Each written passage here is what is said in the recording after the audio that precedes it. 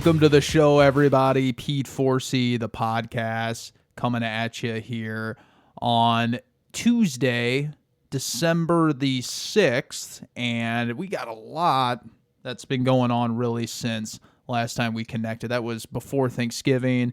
Had some good Thanksgiving games with the Pats and the Cowboys and the Bills. We're not going to touch on that. It was long ago. Really, we've changed so many different seats as far as quarterback play. Jimmy Garoppolo's out since then. Lamar Jackson got hurt. Baker Mayfield's a Ram now. Jimmy Garoppolo might be now coming back in the playoffs. I know Schefter said 8 weeks, which by my timeline, that would be February 6th. Like, are the Niners, if they make it to a Super Bowl, going to switch back if Brock Purdy takes him to the Super Bowl? Like, we got all sorts of things to talk about. I cannot backtrack and backpedal to the Thanksgiving games. And, of course, what's going on right now, MLB free agency. DeGrom is a Ranger. Verlander is a Met. Hard not to say DeGrom and the Mets. And then Trea Turner goes 11 years to Philly, and then John Heyman has to walk back his Aaron Judge to San Fran tweet. I got that in the middle of the workday, and I said, holy smokes, and then within minutes he had to walk back that report. So we're talking MLB Winter Meetings. That's going to wrap up here tomorrow on Wednesday. We got NFL quarterback musical chairs, Lamar, his future, what that looks like with the injury, JimmyG, and his future. So NFL quarterbacks, MLB free agency. Let's get to it. It's the podcast, episode 103. My first reaction to the Baker Mayfield waiver claim by the Rams was, who cares? This guy turned out to be the biggest fraud in quarterback draft history of recent memory. Now, there have been some bad ones. In his draft class alone, you already have Josh Rosen as well. And then Kyler Murray, the guy that was replacing Josh Rosen, that guy's turned into a bust too. Now, he got the contract. He's got extended, but Murray stinks. Every week that goes by, you realize the shots that these general managers take, it's obscene. You know, for every Justin Herbert, for every Joe Burrow, there's a Baker, there's a Rosen.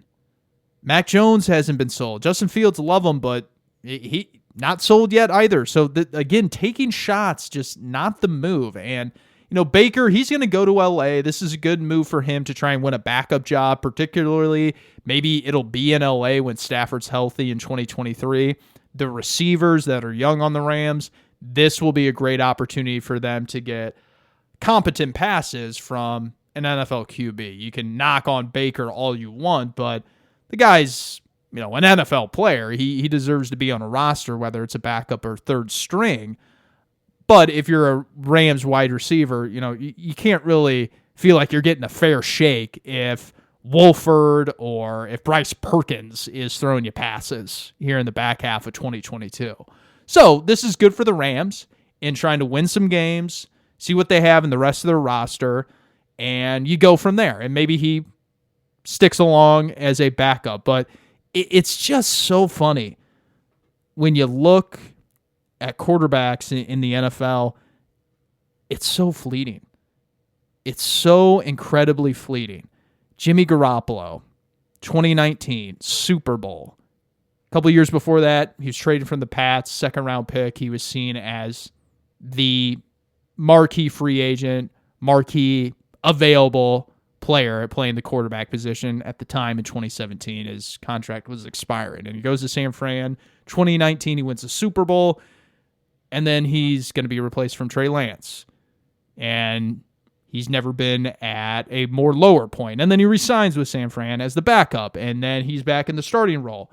And now he's hurt again. Lamar Jackson, RG3, saying $300 million guaranteed before the year. And now his knee is hurt because he's taken a pounding as he goes through this 2022 season. Things change so quickly all the time. And it's a reminder that when you sign up for these mega deals, a lot of it is just availability. Like Eli Manning made a career being an inconsistent quarterback because he was available. The Giants knew number 10 was going to be there under center, ready to rock and roll every week. So that's a big part in this. And when you look at the Murrays, the Lamars, think about how quickly things have changed in just 6 months. Even Garoppolo, too. Zach Wilson. You invest a lot, you better know what you're getting. And, when I look at Baker Mayfield, it's a good opportunity for the Rams, but it's just a reminder of just how fleeting the quarterback position is for the player and, of course, for the franchise, too. Okay, the other thing is the winter meetings. The San Diego winter meetings, first time since 2019 when all those mega deals were handed out by Boris Clients, Anthony Rendon, Strasburg, Garrett Cole. Well, Jacob deGrom, Rangers, $185 million, 5 years. I thought this was a little steep for a guy with his injury history. And the one thing that's kind of getting brought to light, at least from the New York guys, is that the Joel Shermans of the world, the John Heymans, the guys that write for the New York Post, and they go on a MLB Network all the time, and they got close ties to the New York teams, the Mets obviously being one of them, they're saying that Jacob deGrom really doesn't love baseball all that much. So it was kind of interesting that the Mets just kind of let him walk and said, we'll take Justin Verlander, who's older. He did win the Cy Young, so he has that, but you would say that deGrom is pretty much his equal as far as talent and production. They took him over deGrom, even though deGrom is homegrown and has done wonderful things for the Mets. So kind of says a little bit of something about Jake deGrom. But the Rangers, obviously, they need starting pitching. Chris Young, he said from the beginning, they will be adding. So they've done that. They have since added Andrew Heaney to a 2-year deal. And, of course, got Jake Odorizzi, who's from the St. Louis area, earlier in the offseason. So Rangers taking shape, adding to their Simeon and Corey Seager deals. Their payroll is going up. They want to compete with the Astros in the West. And then Trea Turner, Dave Dombrowski, baby. This guy just says, I want this, I'm going to get this, and I'm going to strike a deal. I mean, he's not denied. He doesn't pivot when he doesn't see value. When they need a shortstop, he goes and gets a shortstop. And oftentimes he says, I'm going to get the best shortstop. If we have a need, if we have a weakness in which we just came off of a season, whether it be a World Series like he did with the Phillies, when there's a weakness, he says, I'm going to go fix it. I'm going to make sure that it's not a problem. And he opens up the wallet and does it. Look at all his teams. It's all paid off. The Detroit Tigers, whether it was getting David Price, whether it was getting Max Scherzer from the Diamondbacks, whether it was signing Miguel Cabrera, whether it was signing David Price, whether it was Florida Marlins, Edgar Renteria, and Livan Hernandez, all those guys, it's all paid off in World Series strips and just consistent winning. The guy is a winner. He's going to be a Hall of Famer. He might be when you just factor in the sheer volume of franchises. Best baseball executive ever. I know Theo Epstein's a Hall of Famer and he has the curses like that. That's really just, that goes far with common man recognition. Hey, the Cubs suck, the Red Sox suck, curse, yeah. And he is a Hall of Famer, don't get me wrong, but Dave Dombrowski, Marlins, Tigers, Red Sox, Phillies, all of them went to the World Series. He turned around every single one. The guy's batting 1,000. He's a baseball guy, and he's also a business guy. He gets the deal done. He pushes it across the finish line. The guy's magnificent, and here he is getting Turner. He went that 11th year. Is that 11th year going to look good? Probably not. But then again, in 11 years, what is $27 million going to be? Maybe it's peanuts. Maybe the best player on the planet's making $80 million a year. So, it's one of those things. It's good for now, and it's good for really the next probably 4 or 5, perhaps 6 years, because Trea Turner's a heck of a ball player. He's got speed in his game. He's got defense in his game, and he's an all-around bat. So, great get for the Phillies. And then I see here that the Cubs have agreed to a 1-year, $17.5 million contract for Cody Bellinger. Yeah, I don't know what to make of Cody. I think he can be a bounce-back candidate, but really it's just going to take a good hitting coach. Because the guy has to reform his swing now that he has a new shoulder. I mean, his shoulder is different. He's just not the same guy since he hurt it when he was like fist bumping in the 2020 shortened World Series. I mean, he that hurt him. The celebration has changed his career. And, 17.5 million, I would have thought, even though that's what he was searching for and he got it, you would think a player like that, you would almost have to take like $8 million, $9 million, not even reach 10 when you had that poor of a season. But I mean, it's a good bet for the Cubs. They got the money to spend. I think that money would have been better off spent on a shortstop like Swanson or Xander Bogaerts. I know Feinsand of MLB.com said that they're looking at both of them potentially. I think that money would have been better off going with a more marquee bat and someone that is proven rather than taking a flyer on someone like Bellinger. I would have liked this player at about half the money. I just don't think it makes sense for how much that he struggles. He's got to take a cut to really reprove himself, and he just hasn't done that. So we got a lot of trades in free agency, and we got probably a lot more to be done. Judge has not been signed. I know Heyman had to walk back that comment. That was funny. And the Cardinals still don't have a catcher, which that's what we're going to touch on right now is the Cardinals and their lack of moves. If I'm reading the tea leaves correctly here with the Cardinals, if they sign Dansby Swanson, they'll be getting a pretty great player. And the fan base will be irate. Yeah, that's right. Dansby Swanson could very well sign a 6-year deal, given his age, his defense, the year he's coming off of.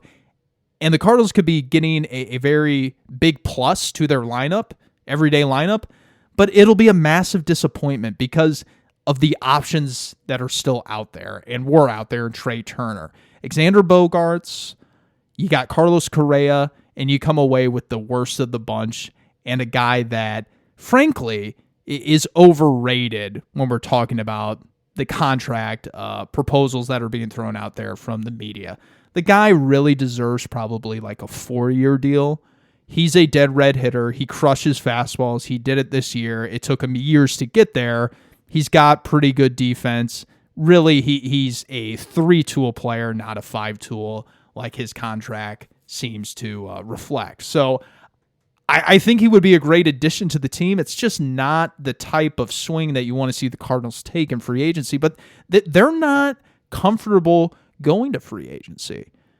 They're just not. You look at the leaks, you look at the Fowlers, they don't strike good deals, but it's also because they don't go out in the deep end. Carlos Correa, while I don't even think he would have interest in coming to St. Louis, well, they don't even entertain it. Now, I know that on the catching side of things, they have entertained Willson Contreras, which they 100% should. That is a guy that you should open up the wallet to. And he is the exact answer that you need that a shortstop would also give you. You need a bat. Albert Pujols, 42-year-old, had to carry your offense in the middle of the dog days of summer last year. That's not good when you have also the MVP and the MVP runner-up. I think Arenado got second. Maybe he got third. You got the MVP, and then you had the guy that took third place, and it was up to the 42-year-old to carry your offense. So you need an impact bat. That could come from the catching position, and he could provide you average defense. And newsflash, in today's game, there's not many good catchers out there. There just are not. So if you can get average defense and get the best hitting catcher in baseball, and he has the ability to play left field and obviously DH, that's a pretty good deal. Sign him up for 4 years. Don't be afraid to overpay. That's a situation where you're checking off multiple boxes. Catcher, impact bat. Go ahead and do it. But for whatever reason, despite the Astros really only being the other serious, aggressive pursuer, I know that the Mets may have interest. I know that the Rays have sniffed around, but really, it's a 2-horse race, and the Astros are just going to slip right in there. World champions are going to get him, and he's going to have an everyday role when really the guy is wanting to follow in the footsteps of Yadier Molina. I know that's not really that important, but the guy is posting on social media that he would love to play there, and he's a former Chicago Cub. So I don't understand why they have not been ultra aggressive. Ultra. I see all the things about Sean Murphy, all the Toronto catchers. That's great. A lot of those Toronto catchers, one of them has 91 plate appearances. The other is a prospect. Sean Murphy's had one good year. Okay, I think some of those options are great. But why would you give up the currency of your great prospects? All you have to do with Contreras is give money. That's it. Give it up. It's there. Use it. Keep the prospects. Because guess what? If Contreras sucks at catcher, you can bring in Ivan Herrera a few years down the road. It's something that is really mind-boggling. And the starting pitcher market, Jose Quintana, what's the holdup here as well? I don't hear of any other teams that have been even interviewing him. You would think he would maybe want to pitch where he had some success. Maybe he won a multi-year deal. He was excellent for you. Why not throw 2 years and $40 million at him, or even $56 million? Go up there for a short-term 2-year pact.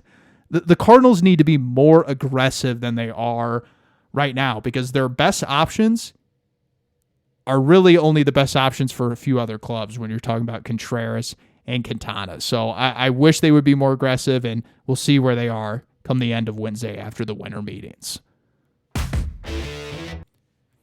It's so fleeting, like I mentioned earlier, and Lamar, ultimately, I think the Ravens do find a deal to get that done with him. I think they both want to be there, but it is interesting to see just the up and downs of a career of a quarterback like that. The more the season goes on, the more those hits pile up, that you start to wear down, and then you got a PCL sprain and you're out for 3 games. So we'll see where the Ravens go. The 49ers, with the way Jimmy has gotten hurt, I think he would want some assurances, because he has stepped in and played well, and the Niners have tried to move off of him, and they threw all their chips in the middle. Well, maybe not all their chips, because they did have him on the roster, but they said that they're turning to Trea, looked bad against Chicago, and they got hurt. You would think, hey, if I'm going to return here, yes, I know I need to stay healthy, but I also need to know that I'm the guy, and that this Trey Lance thing, he's the backup. I know you put that first-round pick into him, but he is the backup. I've played well. I'm the one that gives this team a chance to win.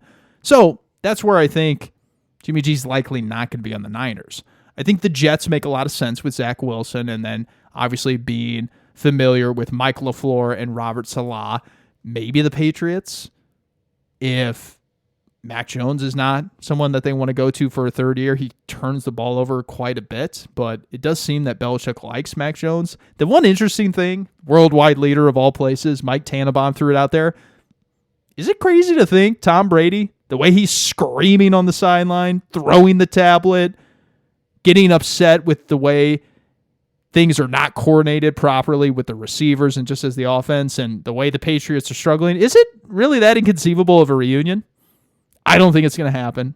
I'm not ready to go that far, but I'm surprised it kind of took this long, December 2022, for anyone to throw that idea out there. Really, between his unhappiness that was reported back in March, the way Mac Jones has struggled really all season long, you would think that would be something that was brought up late September, early October. It took all the way to December. I'm actually pretty surprised. Not ready to say it's going to happen, but Mike Tannenbaum finally threw it out there. And I was thinking about it. I was like, he got his ring.